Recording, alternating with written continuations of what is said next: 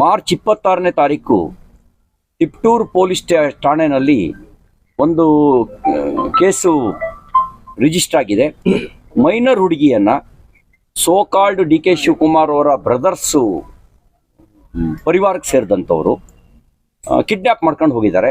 1.5 ತಿಂಗಳಾಯಿತು. ಇವತ್ತಿಗೂ ಆ ಮೈನರ್ ಹುಡುಗಿ ಟ್ರೇಸ್ ಮಾಡಿಲ್ಲ ಪೊಲೀಸರು.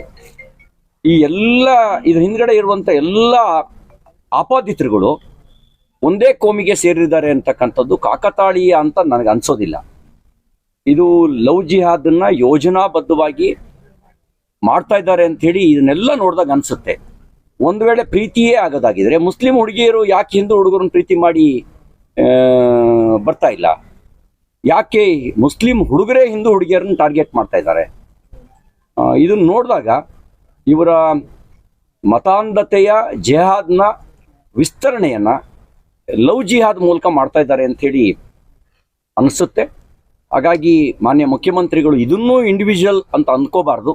ಯಾಕೆಂದ್ರೆ ಅವರು ನೇಹಾ ಹತ್ಯೆ ಪ್ರಕರಣ ಆದಾಗ ಅದು ವೈಯಕ್ತಿಕ ಅಂತ ಜಡ್ಜ್ಮೆಂಟೇ ಕೊಟ್ಬಿಟ್ರು. ಇನ್ನು ಪ್ರೈಮರಿ ಸ್ಟೇಜ್ನಲ್ಲಿ, ಇನ್ನು ತನಿಖೆ ಹಂತದಲ್ಲಿರೋ ಸಂದರ್ಭದಲ್ಲೇ ಜಡ್ಜ್ಮೆಂಟೇ ಕೊಟ್ಬಿಟ್ರು.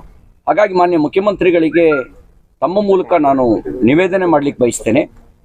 ಈ ಎಲ್ಲ ಪ್ರಕರಣಗಳ ಹಿನ್ನೆಲೆಯಲ್ಲಿ ನೀವೊಂದು SITನ ಈ ಲವ್ ಜಿಹಾದಿಗೆ ಸಂಬಂಧಪಟ್ಟಂತೆ ತನಿಖೆ ನಡೆಯೋದಕ್ಕೆ ಒಂದು ಸ್ಪೆಷಲ್ ಇನ್ವೆಸ್ಟಿಗೇಷನ್ ಟೀಮ್ ಮಾಡಿ